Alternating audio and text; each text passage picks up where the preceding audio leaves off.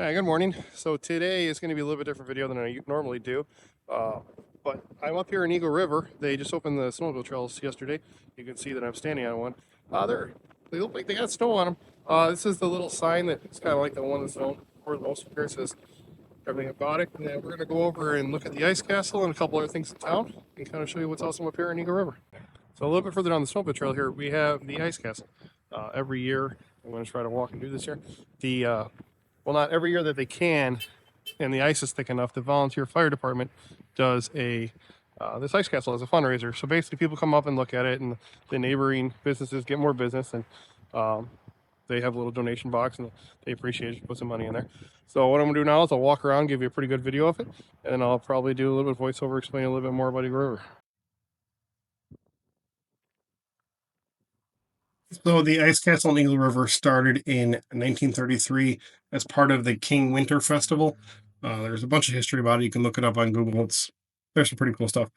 So what they do is the first weekend that's nearest the New Year, they go out to Silver Lake, and if the ice is over 12 inches thick, they'll go out there and cut it up. It's actually pretty cool because every year that they do it, usually the news stations are out there and they make a pretty cool videos of it because it's all volunteers.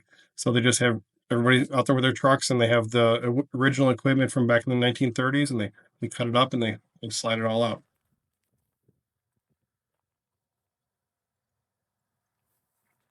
So this year they must have had some extra ice because they got these cool benches over here on the backside of it. And this is just in the parking lot of the uh, train museum over here, the Depot Museum. And then on the other side, trying to move a little bit slower, is the Friendship House Restaurant, which is really good for breakfast. And that's about where I'm going to go head in a second here. But yeah, it's pretty cool. And I'll show you a little bit of things in town. There's a great butcher shop to go to. And then the center of town, there's not many people out there today because it's like 10 degrees. There's a lot of shopping on the main street here. Okay, so I just finished breakfast up here at the Friendship House, and I had and not that I'm never going to show you guys food because I think it's weird, but I'll tell you what I had because it was actually pretty good. It was a corned beef eggs Benedict. So it was $14, which I don't think is that horrible. So it was 2 eggs, English muffin, a lot of corned beef, hollandaise sauce, then hash browns. So I thought it was pretty amazing. What I'm gonna do now is I'm gonna get back in the truck, but here's the ice castle again. And then I'm gonna try to come back tonight because this thing lit up, looks pretty amazing. And then I think we're gonna go down the road a little bit here and look at some of the other stuff in town.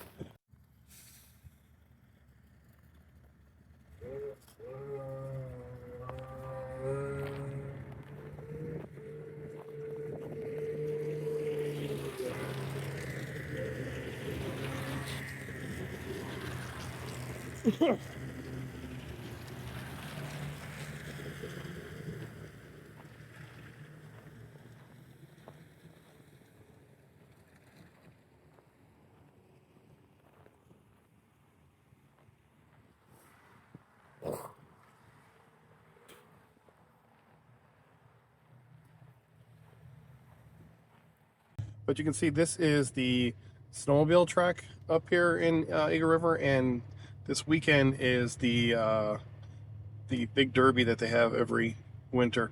So you can see all the different trucks and all the stuff out there. From what I understand, it's a pretty fun time. I've never actually gone because usually I'm up here riding sleds when this is going on, and I'd rather ride some sleds instead of that. You can see some guys over there. We have the snowmobile headquarters, and then there's the snowmobile museum there, which is actually pretty cool. We went in there a couple years ago with the club up here, and it's kind of cool. They got a whole bunch of old snowmobiles, and you can see the history of the snowmobiles. Lastly, I headed over to the Prime Choice Meat Market. It's an old fashioned butcher, like it says on the sign there. But what's awesome is he only uses really prime meats. Rick is the butcher in there, and he has basically any cut you want, and he'll cut it to whatever size you want for thicknesses or weight or anything like that. The steaks that I've had there are amazing.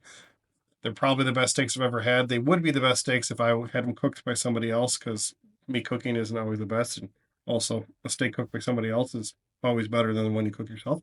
I'm going to show you a little bit of the inside of it. They have a freezer section with quite a bit of frozen meat in there that you can just take home, and you can have it all set up like sausages and stuff. They also have a section in the front with beef jerky, peppy sticks or snack sticks, whatever you want to call them, and summer sausage. They do carry some venison there as well. They have a deli with meat and cheese. If you're ever up in the area, go say hi to Rick. Have fun there. I'm not affiliated with him in any way. Just we go up there pretty much every time we head up to the Eagle River area. So with a little bit of it outside, they have a bunch of chainsaw carvings that they sell, and in the summertime, it's connected to a landscape company, and there's a big waterfall and stuff that you can walk around. So it's kind of cool to be able to see all that stuff as well. So here I went back up at night so we can get some footage of it at night. You can see the awesome colors of it. They have the benches set up there, which I've never seen before, which is kind of actually cool. As long as you got thick pants on, you could sit there and actually admire it. It's a pretty busy place. This is about 5 o'clock, maybe 6 o'clock at night. So there's a lot of people there. I want to thank you for watching the video. If you do like videos like this, or if I missed someplace you'd like to go in Eagle River, which I know I missed all of them because I only went to a few places. We go up there a couple times a year. So if you put any comments about places you'd like to see, I'll try to go out there and get some videos of them. Not too much on restaurants because I don't need to promote restaurants, but I know there's a lot of other fun stuff up there to do, and I'll get some more in the summertime. The wintertime, it's limited. I want to get some video of snowmobiling, but it's not really good enough for it yet for me. Once again, thank you for watching. I do appreciate it. Subscribe if you liked it. May God bless you and have a great day.